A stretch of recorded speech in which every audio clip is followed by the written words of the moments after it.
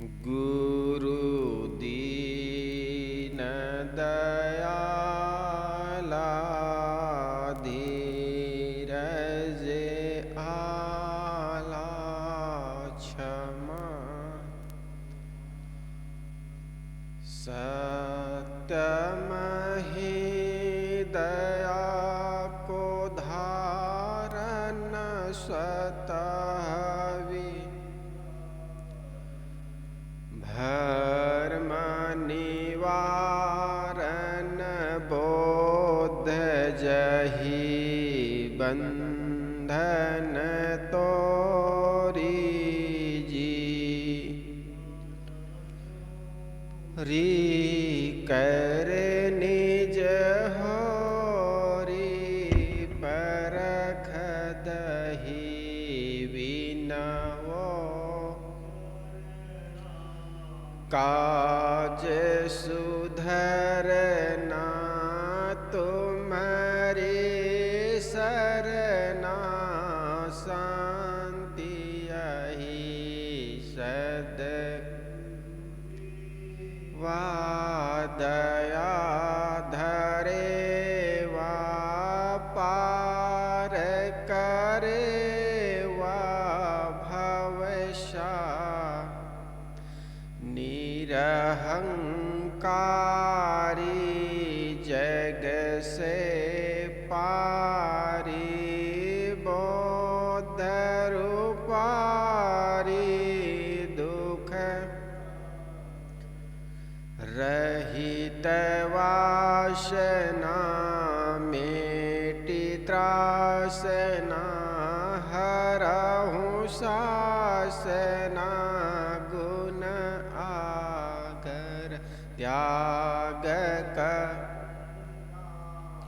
आसन हंता भासन तंता नहे नागर बंदों गुरुवर देव सहज शोभा विक ज्ञान निधि करन हार भव छेव जहान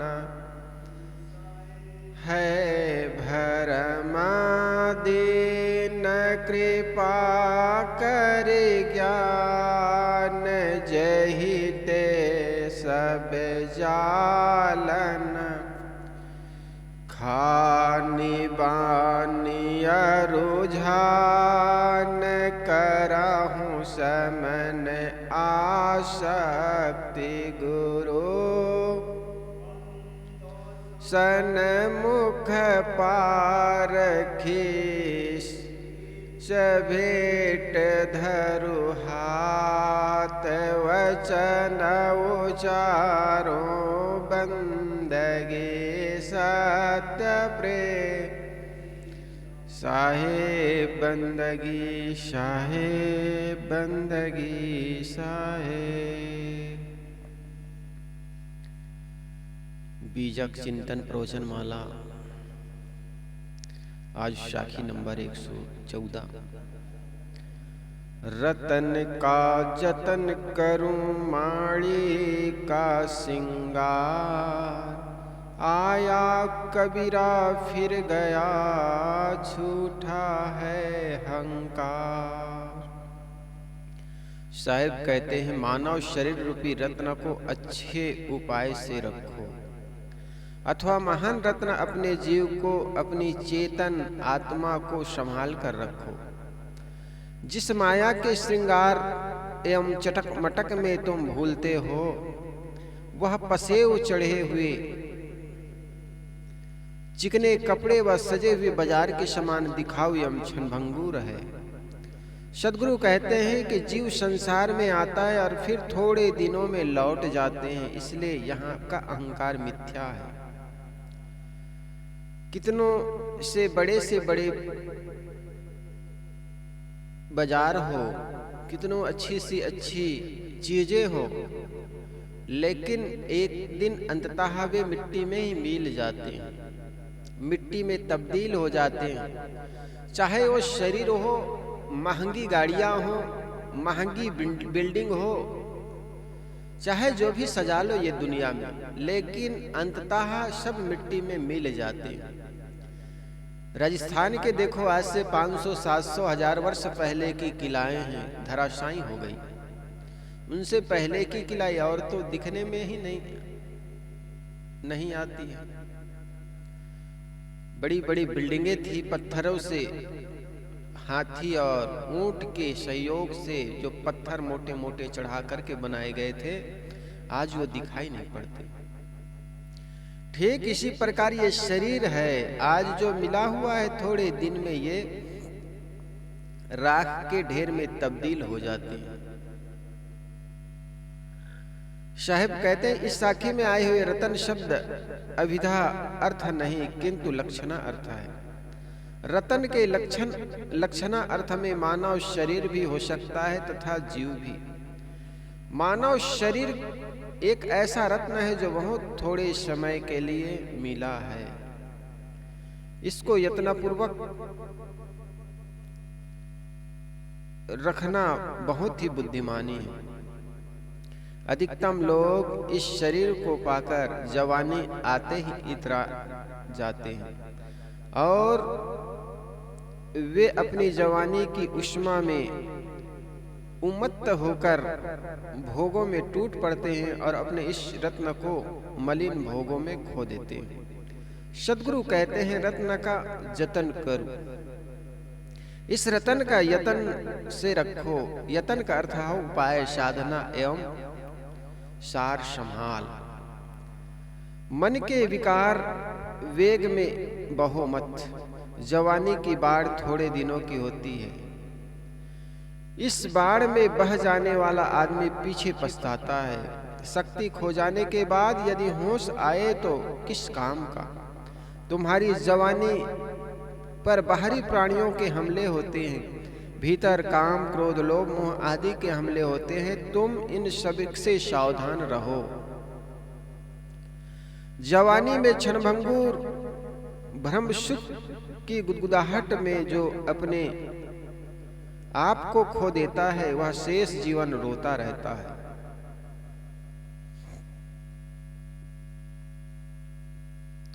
इसलिए जवानी के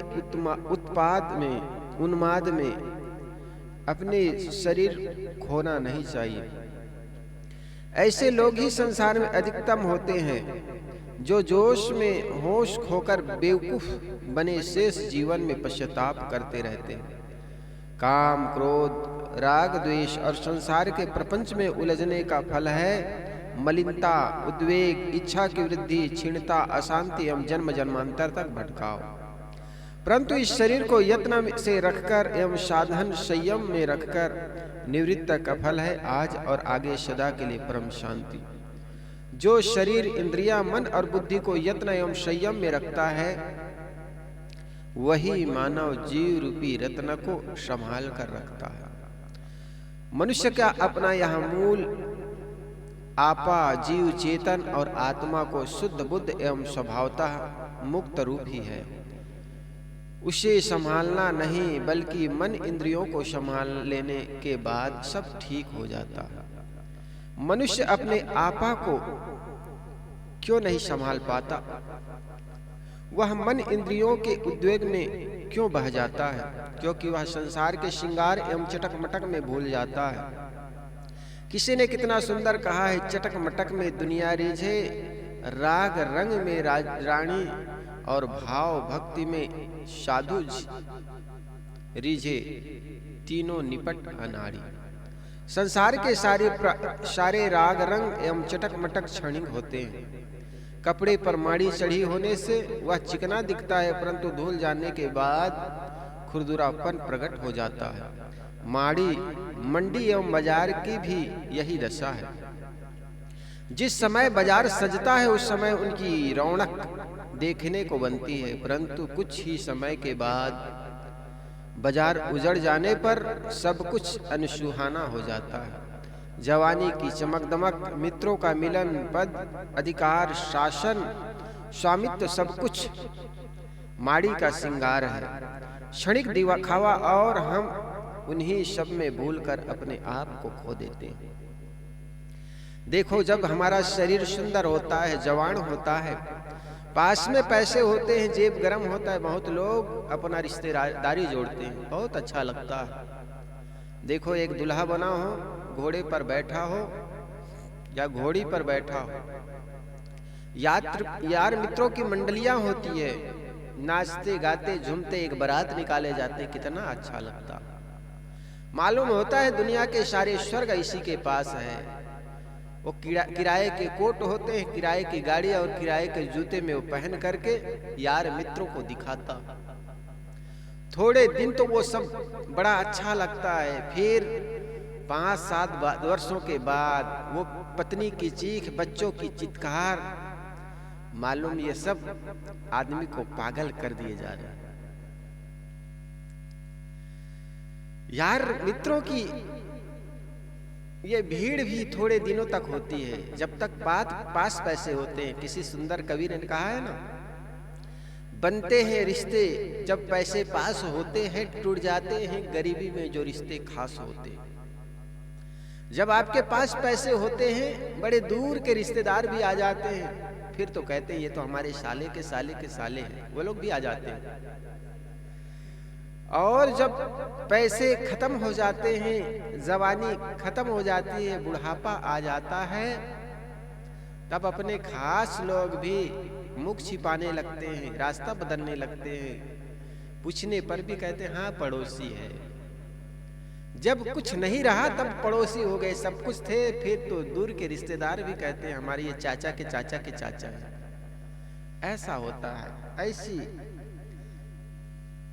माड़ी का ये श्रृंगार पर अहंकार करने की क्या जरूरत है। जो व्यक्ति आज हमें हारमाला पहनाने के लिए तैयार है, कल वो गला उतारने के लिए भी तैयार हो सकता है। जो आदमी आज हमें मान सम्मान करता है, कल वही अपमान करने के लिए उतारू हो सकता है, होता भी अधिकतर। जो हमें बहुत प्यार प्रेम देता है, वो देखता है, इंतजार करता है। हर मालिक नौकर से ये सोचे कि नौकर मुझे सेवा करता है, वही नौकर सोचता है कि ये मालिक कब चला जाए। हुआ भी ऐसा, एक राजमहल में एक बड़ा सेठ रहा करते थे। सेठ कहीं तीर्थ यात्रा में गया तो नौकर वहां के सारे मालिक बन गए। तो एक पड़ोसी ने देखा कभी कोई मालिक बनता है, कभी कोई मालिक बनता है। दरवाजे पर चौकीदार, हर चौकीदार मालिक बन जाता। तो आकर के पूछा, भैया यहाँ जो भी खड़ा होता है अपने को मालिक कहता है, बात क्या है। उन्होंने कहा, साहब इस घर के मालिक तीर्थ यात्रा में गया और हमने सोचा कभी आएंगे, लेकिन वर्षों बीत गए, आएंगे नहीं, आए नहीं, इसलिए हम जो भी बैठते हैं सब मालिक बन जाते हैं, सभी मालिक अपने को। तो कहने का मतलब, जब तक हम हैं, स्वस्थ हैं, अच्छे हैं, तब तक बहुत लोग हमारे सहयोगी बन जाते हैं, जी हजूरी करते हैं। पद प्रतिष्ठा जब पाते हैं लोग, तो आगे पीछे लोग झूमने लगते हैं, जयकारा लगाते हैं, अमर रहे की नारा लगाते हैं। जैसे वृद्ध हो जाते हैं, बूढ़े हो जाते हैं, तो लोग सोचते हैं, जाने का इंतजार करते हैं, कब जाएंगे। तो ये संसार माड़ी का श्रृंगार है। साहब कहते हैं, आया कबीरा फिर गया, झूठा है अहंकार। इस संसार में जो मुफलिस बनकर आता है और तवंगर बनकर, मुफलिस बनकर आता है और तवंगर बनकर आता है, गरीब बनकर आता है और धनी बनकर आता है, बलवान बनकर आता है, निर्बल बनकर आता है, विद्वान बनकर आता है, निरक्षर बनकर आता है, शासक बनकर आता है, शासित बनकर आता है, परंतु आकर सब थोड़े दिनों में लौट जाते हैं। बड़े बड़े ऐश्वर्यशाली एवं घमंडी भी यहाँ रहने नहीं पाते। इसलिए कबीरदेव कहते हैं कि यहाँ का अहंकार करना झूठा है। शिवी, मानधाता, नहुष आदि महाराजे तथा उनके ऐश्वर्य कहाँ गए। सूर्यवंश, चंद्रवंश, राम, कृष्ण, कौरव, पांडव और उनके ऐश्वर्य का कहीं पता ही भी नहीं लगता। मौर्यवंश, गुप्त वंश, पृथ्वीराज, जयचंद, चंगेज खान, नादिर शाह, बाबर, अकबर, औरंगजेब, फिरंगी तथा सभी कल के हिटलर, नेपोलियन, मोसोलिनी आदि के केवल नाम शेष है। केवल उनके किए हुए कर्तव्यों के उत्तम और माध्यम बाजन बाजा के अनुसार भली बुरी चर्चा रह गई है, वह भी कुछ लोगों की। शेष को तो कोई जानता भी नहीं। सद्गुरु कहते हैं कि हे मानव, झूठा है अहंकार। यहाँ का अहंकार करना व्यर्थ है, इसलिए यहाँ के सारे अहंकारों को छोड़ो। यहाँ की क्षणिक चटक मटक में मत फंसो। अपने जीव का उद्धार कर, रतन का जतन कर, अन्यथा तेरा कोई साथी नहीं। कोई न साथी हमार जीव सब मन के बिके। कोई साथी है सब मन के बिके हुए हैं। अपने सुख शांति के लिए, अपने समृद्धि के लिए, अपने सुख के लिए एक दूसरे के सहयोगी बन जाते हैं। बहुत कम सुज्ञ जीव होता है जिसके अंदर स्वार्थ ना हो, कल्याण इच्छुक होते, बिना स्वार्थ के औरों के काम आते। अधिकतर लोग तो स्वार्थ से भरे होते। साहब कहते हैं, काहे गर्व करे नर मूरख, यह सब दुनिया फानी है। बिनसी जाए सपने की माया, जिम अंजलि की पानी है। साहब आगे साखी में 115 नंबर में कहते हैं, मानुष जन्म दुर्लभ है, बहुरी न दूजी बार। पक्का फल जो गिर पड़ा, बहुरी न लागे डाल। मानुष का जन्म पुनः मिलना बहुत कठिन है। पके फल जब डाली में से टूट करके गिर पड़ते हैं, तब वे पुनः लौट कर उसमें नहीं लगते। इसी प्रकार जीव जब देह छोड़ करके चला जाता है, तब पुनः उसमें नहीं लौटता है। पुनर्जन्म सिद्धांत अनुसार यह विश्वास किया जाता है कि जीव संसार को के 84 लाख योनियों में या असंख्य योनियों में कर्म वासनावश भटकता है। वह अपने किसी अच्छे कर्मों के बल पर सौभाग्य से कभी कभी मानव शरीर पाता है। ऐसे लोगों की मान्यता है। अन्य खाने की देह तो केवल भोग भूमिका है। वहाँ कल्याण सुधार का कोई अवसर नहीं है। केवल मानव शरीर कर्म भूमिका है। यही कल्याण सुधार की साधना की जा सकती है, परंतु जीव अपनी असावधानी से इस मानव शरीर के सुनहले अवसर को पशुवत खाने भोगने में बिता देता है और यहाँ के बिना आत्म कल्याण किए चला जाता है। देखो, पुनर्जन्म के अनुसार हम जिस घर में रहते हैं, उस घर से हमारी अत्यधिक प्रीता है, लगाव है, आसक्ति है। तो हो सकता है उसी घर में हम किसी रूप में आ जाएं, लेकिन वह देह ना होने से हमें घर के लोग पहचान नहीं पाएंगे, और पहचान नहीं पाएंगे तो वह आदर, वह सम्मान, वह प्रवेश घर में नहीं हो पाएगा। जैसे जिस घर में आसक्ति है, कीट पतंग छिपकली कुत्ते बिल्ली की खानी में आ गए, दरवाजे पर बैठे रहेंगे तो क्या पहचान पाएंगे? एक बूढ़ा व्यक्ति ने बहुत धन इकट्ठा किया। धन इकट्ठा करने के बाद हो सकता है उसी घर में जन्म ले ले। एक सेठ के साथ ऐसी घटना घटी। सेठ को बच्चों के प्रति, घर के प्रति, दुकान के प्रति बड़ी प्रीता थी, बड़ा प्रेम था। सुबह उनका नित्य काम था दुकान में बैठ करके लोगों को सामान देना, उसके अवेजी पैसा लेना। एक दिन वे मर गए तो कहा जाता है बकरा खाने में गया। और बकरा खाने में गया तो उसी गली से होकर के एक कसाई बहुत से बकरे को ले जा रहे थे। उनकी जो दुकान पर जैसे ही पहुंचे तो उनको अपनी दुकान का ख्याल आ गया। तो लड़का दुकान पर बैठा हुआ था, वो बकरा, जो सेठ बकरा बना हुआ था, उनको ख्याल आ गया। वहां पर पहुंचते उन्होंने दुकान पर चढ़ करके मुख मारने लगा चावल पर, चावल को खाने लगा। सेठ का जो लड़का था, उन्होंने उस बकरा को पकड़ा, पकड़ करके उनके मुख से चावल निकाला और बकरा को मारते हुए कहा कसाई से कि ये बकरा बहुत हरामजादा है, इनके गोश्त निकाल करके मुझे देना। अब बताओ, जिस दुकान में तूने बहुत सेवा की, बहुत से धन कमाए, जिस दुकान के माध्यम से जिन बच्चों के लिए वो दुकान के छोटी सी चीज भी आपको ले जाने के लिए नहीं दी जाएगी। इसलिए जहां तक हो सकता है अपने काम करें, बहुत आसक्ति में ना पड़े, गया सो गया, उसकी बहुत चिंता ना करें। पाकर गुरु का ज्ञान यार मरने के पहले मर जा। गुरु के ज्ञान को पाकर के भी इस संसार के अहंता ममता से मर जाना। अच्छा, एक बात बड़ी समझने जैसा है। जैसा हम दौड़ते हैं तो दौड़ने से चलने में आराम होता है, और चलने तो बैठने से आराम है। चले तो बैठने में आराम है, और बैठे रहे तो ज्यादा आराम किस में है? लेटने में। और लेटे रहे उससे भी ज्यादा आराम सो जाने में है कि नहीं? क्योंकि जब लेटे हुए नींद ना आए तो कहते आज तो बड़ी बेचैनी हो रही, नींद नहीं आ रही। तो नींद आ जाए तो लेटने से भी आराम।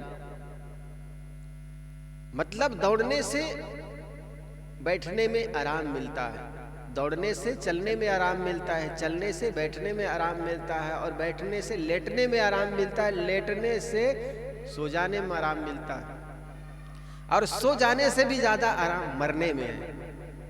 ऐसा नहीं कि मर जाओ। मरने का मतलब होता है अहंता ममता का मर जाना, निष्फिक्र होकर के, निश्चिंत होकर के संसार से मर जाना। किसी शायर ने बड़ा सुंदर कहा है, जब से सुना हूं मरने का नाम जिंदगी है, सर पर कफन बांध उस कातिल को ढूंढता हूं। कातिल यहां पर सदगुरु के लिए आया है, जो हमारे मन के राग द्वेष को मार दे, हमें एक भक्ति का मार्ग प्रशस्त करा दे, वो सदगुरु। जब से सुना हूं मरने का नाम जिंदगी है, जब से सुना हूं।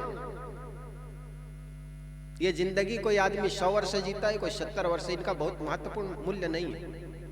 लेकिन कोई व्यक्ति 5 वर्ष ही भक्ति मार्ग में चल करके अपने जीवन को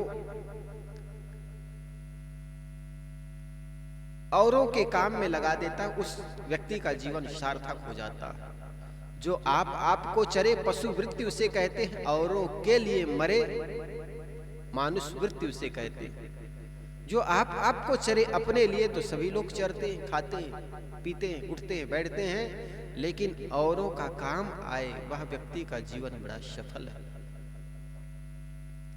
और सेवा भी जबर वाली नहीं, स्वेच्छा से आदमी जो चाहे ना, ये बड़ी बात होती है। गोस्वामी तुलसीदास जी महाराज ने कहा है, सबसे सेवा धर्म कठोरा। ये सेवा का धर्म है, बहुत कठोर है, उनके अनुकूल चलना। महाराज राम जब चित्रकूट में चले गए थे, भरत को पता चला कि भैया अयोध्या नगरी को छोड़ करके वनवास हो गए हैं, वन को चले गए, वन को गमन कर गए। तब उनके मन में आया कि भैया तो पैदल चल करके गए हैं,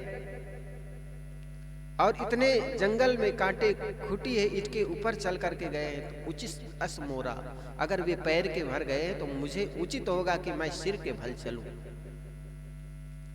इतने कष्ट हुए होंगे उनको, तो मैं सिर के भार सिर के बल चलूं। तो सेवा बड़ा धर्म, सेवा का जो धर्म है बड़ा कठोर है। इसलिए जीवन में वह व्यक्ति धन्य है जिसका जीवन औरों के काम आए। हम कपड़ा पहनते हैं, अनाज खाते, उस कपड़े को, उस अनाज को हम नहीं पैदा करते। इसलिए हमारा भी दायित्व करता है कि और लोग के उत्पादन चीजों को हम प्रयोग करते हैं, तो हम भी समाज के लिए कुछ उपयोगी चीज पैदा करें। एक लड़का था, पिता ने कहा बेटा चल तुम्हें मैं बाजार ले जाता हूँ। और ऐसी चीजें तुम्हें खिलाऊंगा जिसको हजारों लोग बनाते हैं। बेटा के मन में जिज्ञासा जग गई। वो छोटा था, 5 वर्ष के था। पिता ने कहा तुम्हें ऐसे चीज खिलाऊंगा जिसको हजारों लोग बनाते हैं। बेटा के मन में जिज्ञासा जगी कि घर में माँ भोजन बनाती है अकेली, हम 5-7 लोग खाते हैं, और वो चीजें कैसी होगी जिनको हजारों लोग बनाते हैं। गया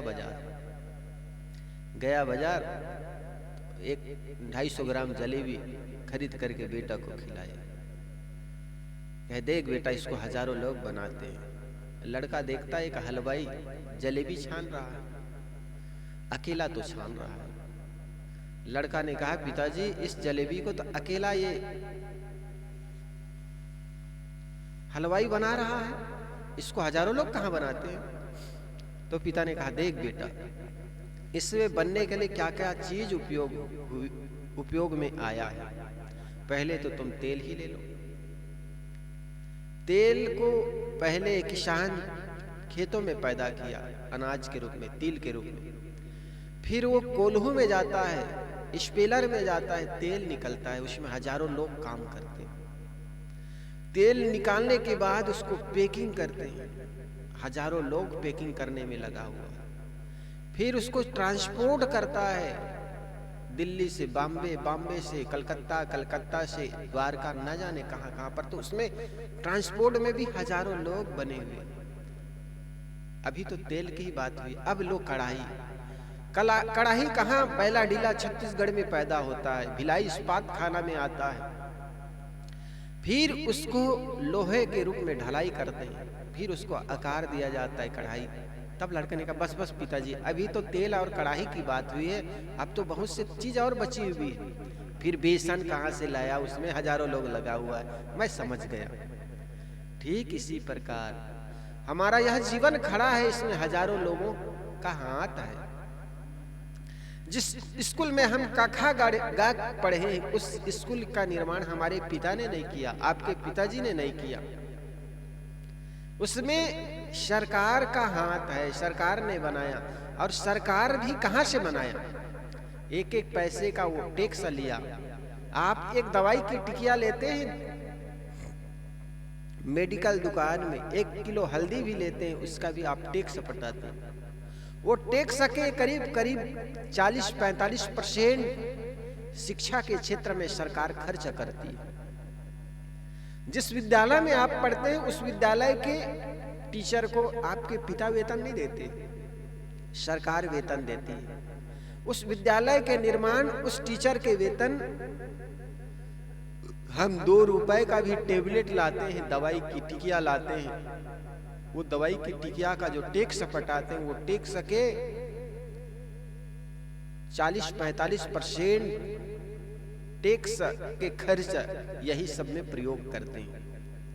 तो इस प्रकार हम सब का जीवन एक दूसरे पर आधारित है, इसलिए एक दूसरे का सहयोग करें, एक दूसरे का भी हम डंडे बने, सहयोगी बने, तो निश्चित जानिए ये जीवन का उपयोग है। इसलिए साहब कहते हैं ये मनुष्य तन जो मिला हुआ है ये पुनः मिलने वाला नहीं है, इसलिए इसका उपयोग कर ले। जिस घर के लिए बहुत मोह करते हैं, अहंकार करते हैं धन के, वो धन भी, वो मकान में भी हम जीते जी भी हम कई बार निकाल दिए जाते हैं, मरने के बाद तो निकाल ही देते।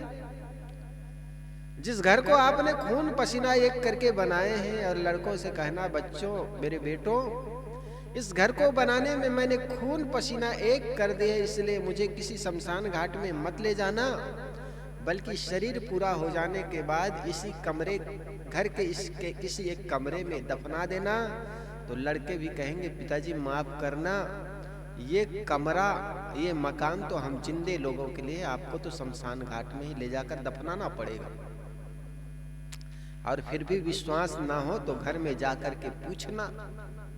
लड़के कहेंगे पिताजी ये हो नहीं सकता, बच्चे छोटे छोटे हैं, डरेंगे, इसलिए आपको शमशान घाट में ही ले जाना पड़ेगा। ये तो मरने की बाद स्थिति है। कई बार जीते जी धक्का मार के बच्चे निकाल देते हैं। अब जरूरत नहीं है, जाओ वृद्धाश्रम में। जब तक पैसे जेब में थे, शरीर में ताकत शक्ति थी और चेहरे में सौंदर्य था, लोग आते थे बैठते थे। अब तो बच्चे भी बैठना नहीं चाहते। दादा दादा कहते, बच्चे आते हैं गले लगते हैं तो दाढ़ी अब गड़ता है। कल तक वही दाढ़ी में उनको बड़ा आनंद आता था, प्रेम लगता था, गले से लगाते थे। आज वो दाढ़ी गड़ने लग गई, बाबा से मन ऊब जाता। तब तो लोग कहते अब इसकी जरूरत नहीं। और एक समय ऐसा भी आता है घर के लोग भी प्रतीक्षा करते हैं कब ये खत्म हो, कब मरे। ऐसे संसार में हम जीते। मरने के बाद तो सब त्याग ही देते हैं, जीते जी कई बार ऐसी स्थितियां आती है। एक सेठ था, दुकान में बैठा हुआ था। एक सन्यासी वहां से निकले, भिक्षु, भिक्षु जिसको कहते हैं ना, बौद्धों में भिक्षु होते हैं, जो सन्यासी होते हैं बौद्धों के, उसको भिक्षु कहते हैं। वो भिक्षा लेकर के अपने जीवन गुजारा करते हैं। तो कहा जाता है एक भिक्षु एक सेठ के दरवाजे पर आया। सेठ उस समय सुबह सुबह दुकान की सफाई कर रहे थे। भिक्षु ने कहा नमो नारायण, तो उन्होंने मुख मोड़ लिया। सोचा ये कबीरपंथी होगा, उन्होंने कहा साहेब बंदगी, फिर दूसरे तरफ मुख मोड़ लिया। संत ने देखा ये ध्यान नहीं दे रहा है, तो हो सकता है ये कोई कृष्ण उपासक हो। उन्होंने कहा जय श्री कृष्णा, तो भी वो ध्यान नहीं दिया। संत ने सोचा, भिक्षु ने सोचा ये आदमी बड़ा अहंकारी, मैंने इसको नमस्कार कर रहा हूं, जय श्री राम कर रहा हूं, साहेब बंदगी कर रहा हूं, ये मुझे देख नहीं रहा है, अनदेखा कर रहा है। इनको धन का बड़ा अहंकार है, इनको पद का बड़ा अहंकार है, क्यों ना इनको शिक्षा दी जाए। कहा जाता है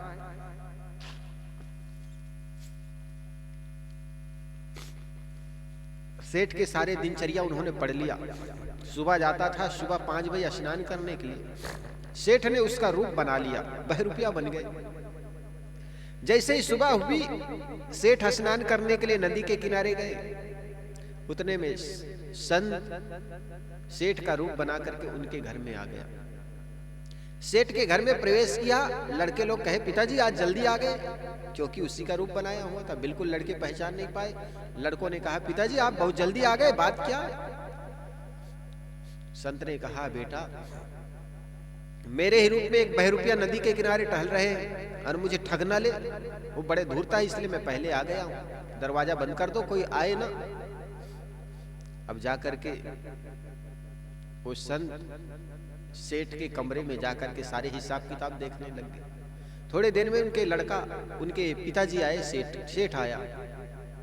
सेठ ने दरवाजा खटखटाया, लड़के ने दरवाजा खोला। उन्होंने कहा कौन तुम?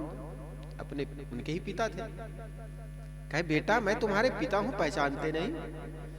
पिता तो हमारे घर में अभी आ गए तुमसे पहले, तुम कहां से चले आए पिता बन करके? अरे बेटा मुझे पहचानते नहीं? लड़कों ने सेठ को डंडे दिखाते हुए कहा यहां से भाग जाओ, अन्यथा डंडे से तुम्हारी पिटाई होगी। हमारे घर में तुम ठगने के लिए आते हैं? हमारे पिताजी हमारे घर में हमें पहले बता गए हैं कि कोई आए तो डंडे से स्वागत करना, तुम्हें डंडे से स्वागत कर देंगे, चले जाओ यहां से। लड़कों की बात सुनकर के पिता तो सोचे कि ये तो मारे जाएंगे। गया सेठ राजा के पास। राजा लोग ऐसे होते थे, पहले छोटा मोटा राजा होते थे। राजा के पास जाकर के शिकायत कर दी कि राजन मेरे घर में मेरे ही रूप में कोई बहरूपिया प्रवेश कर गए हैं, लड़के लोग मुझे पहचानने से इनकार कर रहे हैं, सेठ मुझे न्याय चाहिए। राजा ने उनको बुलाए, जो सेठ बना था उनके घर में घुसा हुआ था, सेठ के घर में उनको बुलाए।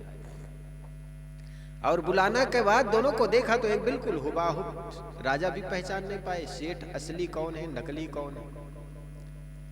उन्होंने माथा पकड़ते हुए कहा यार तुम लोग पहचानने में आता नहीं, असली कौन है नकली कौन है। तो नकली सेठ बना हुआ था, जो संत बहरूपिया बना हुआ था, उन्हें कहने लगे कि राजन इसमें पहचानने की क्या बात, आप प्रश्न कोई कीजिए।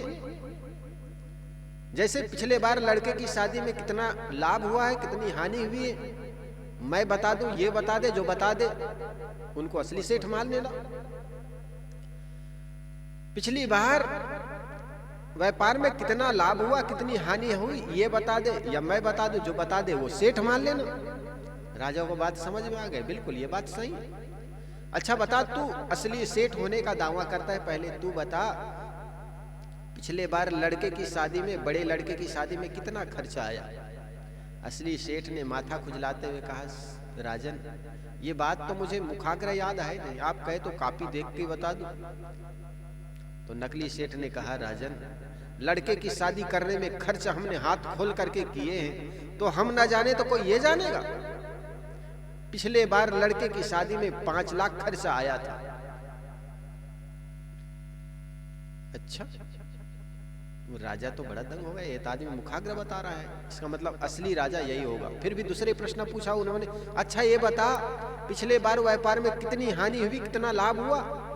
असली सेठ ने कहा, सरकार ये भी नहीं बता सकते हम, आप कहे तो कॉपी देख के बता दे। नकली सेठ ने कहा, सरकार पिछले बार के हिसाब किताब में हम थे, हम न बताए तो कोई दूसरा बताएगा। पिछले बार के व्यापार में हमें 10 लाख का लाभ हुआ था, 5 लाख लड़के की शादी में कर दिए थे। राजा मान गए कि ये असली सेठ है। नकली सेठ को उन्होंने असली सेठ मान लिया, और नकली असली सेठ था, उनको कहे, तुम धूर्त हो, बड़े नमक हराम हो, इस नगर के सेठ को तुम छलने के लिए तुम नकली सेठ बनकर के चले आए हो, यहां से निकल जाओ, अन्यथा फांसी की सजा सुना दूंगी मैं, फांसी में चढ़ा दिए जाओगे। जो असली सेठ बना हुआ था बेचारा मुख चिपकाए हुए, लटकाए हुए चला गया वहां से नदी के किनारे। और जो नकली सेठ बना हुआ था उनको कहा, तुम सेठ माफ करना, तुमको तकलीफ देना पड़ा, इसके कारण जाओ तुम काम करो। कहा जाता है सुबह के समय मुख लटकाए सेठ नदी के किनारे घूम रहे थे, उतने में एक सन्यासी दिखा, ओ दौड़ करके दंडवत किया, नमो नारायण साहेब बंदगी। तब सन्यासी ने कहा, आज तुम्हारा अहंकार कहाँ गया? कल तक मैं तुम्हें पहले से साहेब बंदगी कहा, जय सिया राम कहा, नमो नारायण कहा, तूने मुख फेर लिया। उस घर के अहंकार में, उस दुकान के अहंकार में, उस पुत्र और परिवार के अहंकार में, आज तुम्हारा अहंकार कहाँ गया? सेठ ने कहा, माफ करना संत भगवान, मैं पद के अहंकार में, धन के अहंकार में मैं भूल गया था, मैं समझ नहीं पाया। तब संत ने कहा, मैं वही बहरूपिया सेठ बन करके तुम्हारे घर में गया था, जिसके चलते तुम्हें लड़के लोग लताड़ दिए, निकाल दिए। तब तो उस सेठ का कहना क्या, उनके चरणों में एकदम दंडवत हो गए, माफ करना गुरु महाराज, माफ करना संत भगवान, मैं अहंकार में, पैसे के अहंकार में, परिवार के अहंकार में, दुकान और मकान के अहंकार में मैं आपका सम्मान नहीं कर पाया। तो ऐसा होता, ये तो जीते जी भी इंकार कर जाते हैं। ये तो खैर भूल था, ये तो समझाने का एक तरीका था। कई बार तो ऐसे घटनाएं घटती है। हम जब इलाहाबाद में थे, सदगुरु श्री धर्मेंद्र साहिब जी के सानिध्य रहना हुआ, तो एक बहुत बड़े प्रोफेसर आए, देखने में बड़ा सामान्य था, बूढ़े शरीर था, वो शायद टैक्सी में आए हुए थे। शाम के समय 4 बजे उनको जाना था, तो मेरे को कहे इनको स्टेशन छोड़ाओ। तो शायद मैंने साइकिल में बैठा करके टैक्सी स्टेशन ले गए, और टैक्सी स्टेशन में उसको टैक्सी बैठाया, फिर वापस आ गया। तो मेरे को दूसरे दिन बताए साहब जी ने कि इसके बारे में जानते हो? कहे साहब जी मैं नहीं जानती। कहे ये बहुत बड़े प्रोफेसर है, इनकी पत्नी भी प्रोफेसर रही है, और ये भी प्रोफेसर से रिटायर्ड हो चुके हैं। इनकी पत्नी जो है लड़कों के साथ रहती है, लड़के और बहुओं के साथ रहती है। ये कभी बहुओं के या लड़कों के पास जाता है तो लड़के इनको 10 रुपए का नोट देता है, पिताजी आप बगल में होटल है वहां चाय पी लेना। अब इनकी बहुएं इनको चाय बना करके पिला नहीं सकती, बड़े सब एजुकेटेड थे, बड़े एजुकेटेड फैमिली थे। जरा सोचो, एक प्रिंसिपल प्रोफेसर हो, प्रोफेसर की पत्नी भी प्रोफेसर हो, उनके बच्चे भी बड़े सर्विस में रहे हो, तो कहीं दिल्ली रहते, कहीं बॉम्बे रहते, और वो केवल प्रोफेसर साहब केवल इलाहाबाद में एक छोटा सा कमरा में रहते थे। तो उनके लिए कहे, ये जब जाते हैं अपने बेटे बहुओं के पास, तो बहू चाय बना करके नहीं दे सकते, उनको 10 रुपया का नोट देते हैं, कहते हैं पिताजी बगल में चाय पी करके आ जाओ। इतना दयनीय दशा होती, ऐसे स्थिति में आदमी जीता है। इसलिए जहां रह रहे हो सबके साथ सुंदर वर्ताव करो, हमारा एक ही अधिकार है। हम लड़के को अपने वश में नहीं कर सकते, बहुओं को वश में नहीं कर सकते, दुनिया के किसी लोग को वश में नहीं कर सकते, लेकिन अपना काम स्वयं कर सकते हैं। सबके साथ प्रेम का वर्ताव करें, जो भी मिले सबके साथ विनम्रता का भाव। चाहे जितने धन जोड़ लो, चाहे जितने परिवार जोड़ लो, चाहे जितने भी पद में पहुंच जाओ, लेकिन पद का अहंकार, शारीरिक बल का अहंकार, धन का अहंकार कोई काम आने वाला नहीं है। आपका अपना सुंदर व्यवहार ही, आपका सुंदर मीठी वाणी ही काम आएगा। इसलिए जहां तक हो सके सबके साथ मीठी वाणी का वर्ताव करें। किसी कबीर ने सुंदर कहा है कि वचन तो सबसे मीठा बोल, वाणी का बान बुरा है। जिसकी वाणी में मीठापन है उसको सारा जगत चमन है, फिर मन चाहे तो डोल रे वाणी का बान बुरा। सदगुरु कबीर साहब ने ही तो कहा, मधुर वचन है औषधि, कटुक वचन है तीर, श्रवण द्वार है संचरे शाले सकल शरीर। ये वाणी हमारे शरीर में प्रवेश करके अगर गुस्से में बोल दी है तो तीर की तरह जख्म कर देता। और किसी आदमी के साथ खड़े हो, आदमी बड़े बीमारी में ग्रसित है, बड़ा बीमार है और बिस्तर में पड़ा हुआ है, लेकिन कह दो आप चिंता मत करना, हम आपके साथ है, वो मीठी वाणी उनके लिए औषधि हो जाती है। इसलिए जहां तक हो सके कड़वे से कड़वी वाणी को भी मीठी वाणी बनाकर प्रयोग करें, कड़वी सी कड़वी बातों को भी मीठी शब्दों से बोले। इसलिए साहब कहते हैं, मानुष जन्म दुर्लभ है, बहुरी न दूजी बार। ये मनुष्य तन है, ये बहुत दुर्लभ है, मिल गया है, इसका सदुपयोग करें दूसरे की सेवा में, दूसरे के सम्मान में, और दूसरे को जब हम बांटेंगे तो लौट करके वही हमको मिलता है। इसलिए कहा है ना, वही तुमको मिल रहा है जो कि पहले से दिए हो, उसी का फल सामने है, शुभ अशुभ जो कुछ किए हो। जीवन में जितने दुख दिखते हैं निज दोषों के कारण है, जिनमें इतना ज्ञान नहीं वे दोष मिटाना क्या जाने। हमें जो कुछ मिला है वे हमारे कर्मों के परिणाम है। और जब इसी बात को कह देते हैं कि जो देते हैं वो परमात्मा देते हैं, जो मिला है वो परमात्मा देते हैं, तो आदमी अच्छे काम कहाँ करेगा? वो तो परमात्मा के खुश करने में लगा होगा। और काम करना है, काम लेना है इंसान से। अब माफी मांगते हैं भगवान के घर में। जरा सोचे, अगर हम इंसान के काम आ जाएं तो इंसान से ही हमें मान मिलेगा, इंसान से ही हमें सम्मान मिलेगा। और आदमी अधिकतर करता क्या है? चोरी करता है इंसान के घर में और माफी मांगता है भगवान के घर में। बताओ, भगवान कौन माफ करने वाले? अगर जिनके घर में हम चोरी की है, जिनसे हम गलती की है, जिसको हम अपमान किए हैं, उनसे हम माफी मांग ले तो शायद माफ भी कर सकता। लेकिन आदमी घुसखोर है। घुस लेने की आदत है, देने की आदत है। इसलिए भगवान को भी सोचता है कि 2 लड्डू चढ़ा देंगे, भगवान हमें माफ कर देंगे। अरे खेत जो तो तुम रामू के घर में और लगान पटाओ श्यामू के घर में, ये कैसे हो सकता है क्या? जिनके खेत में जोताई कर रहे हो उनके ही लगान पटाओ, जिनके तुम फसल काट रहे हो उनको तुम पैसे पटाओ, तो बात ठीक है। लेकिन रामू के खेत में फसल काटते और श्यामू को पैसे देते हो, कोई माफ थोड़े हो जाए। इसलिए सबके साथ सुंदर बर्ताव करो। जो शरीर मिला हुआ है, इस शरीर का उपयोग परहित में जीवन बीत जाए। ये जिंदगी है, दूसरे के हित में, दूसरे की सेवा में लग जाए। सदगुरु इस साखी में बात पर जोर देते हैं कि मानव शरीर ही कल्याण साधना करने की भूमिका है और साथ साथ क्षणिक भी है तथा छूटकर शीघ्र मिलने वाला भी नहीं है।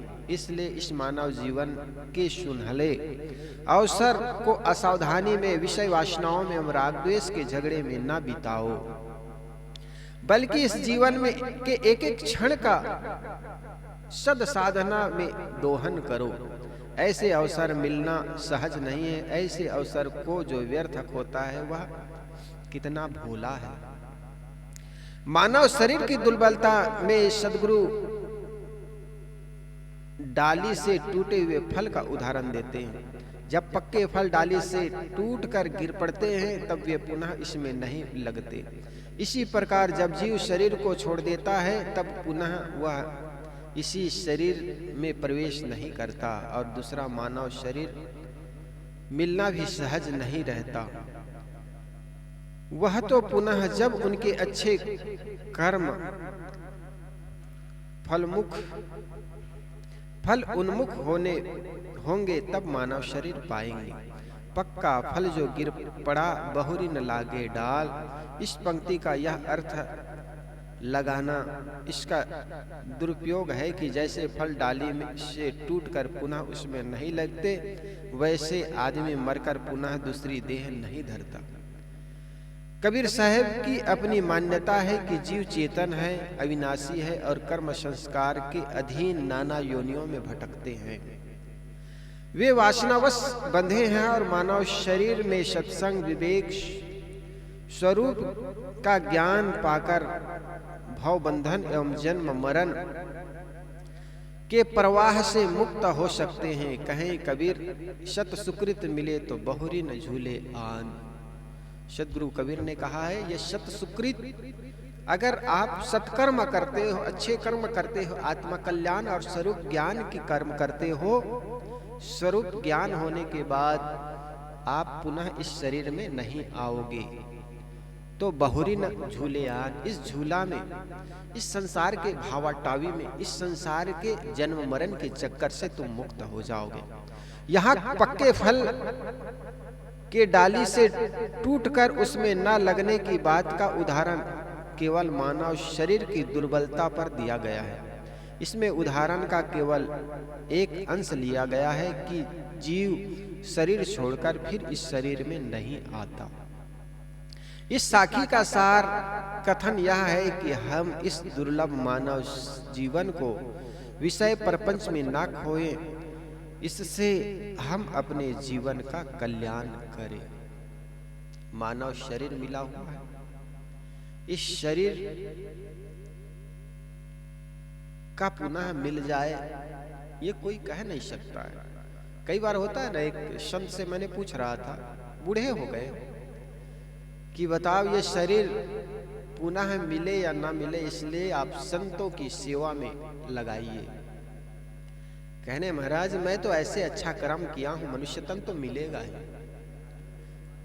हाँ, ये कोई गारंटी थोड़े मनुष्य शरीर मिल जाए। इसलिए ये शरीर का सदुपयोग करें। बस बंदनी है गुरुदेव तुमको वंदनी, काले जाल के फंदा भारी, काले फंदा भारी, परखल खायो बेव तुमको वंदनी है। वेद शास्त्र सब खोजत हारे, वेद शास्त्र खोजत हारे, मर्म न जानत के व तुमको वंदनी। वंदनी है गुरुदेव तुमको, वंदनी है गुरुदेव। गुरु समान ता गुरु समान और को दाता की करिए वह तुमको, वंदनी है गुरुदेव, वंदनी है गुरुदेव वह तुमको, वंदनी है।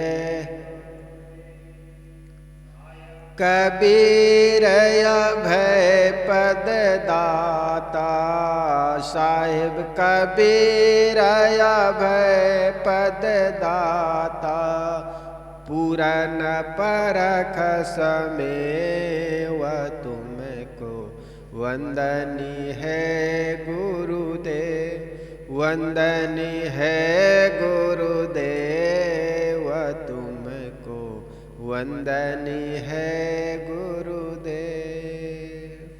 आरती हो गुरु आरती हो, आरती गरीब निवाज साहेब, आरती दीन दयाल, ज्ञान आधार विवेक की बाती, ज्ञान आधार बाती सुरति ते जहाँ जाग साहेब आरती हो, आरती गरीब निवाज साहेब,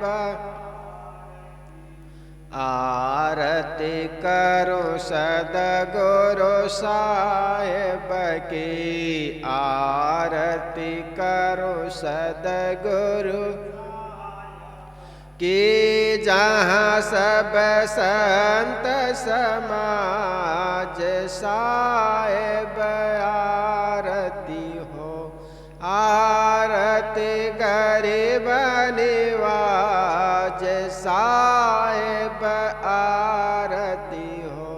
दरस परस गुरु चरण शरण भयो, दरस गुरु चरण शरण भयो, टूटी गया हो यम जाल साहेब, आरती गरीब निवाज साहेब आरती हो। साहेब कबीर संतन की कृपा से, साहेब तन की कृपा से भयाओ परख प्रकाश साहेब आरती हो, आरती गरीब निवाज साहेब आरती हो। दास जान निज आपनो विनती सुनिए मोर, विनवत हो कर जोर के गुरु शरणागत तोर। काम क्रोध मद लोभ में नित मैं रहूं भुलान, दीन दास प्रभु जान के लीजे बंदी छुड़ा।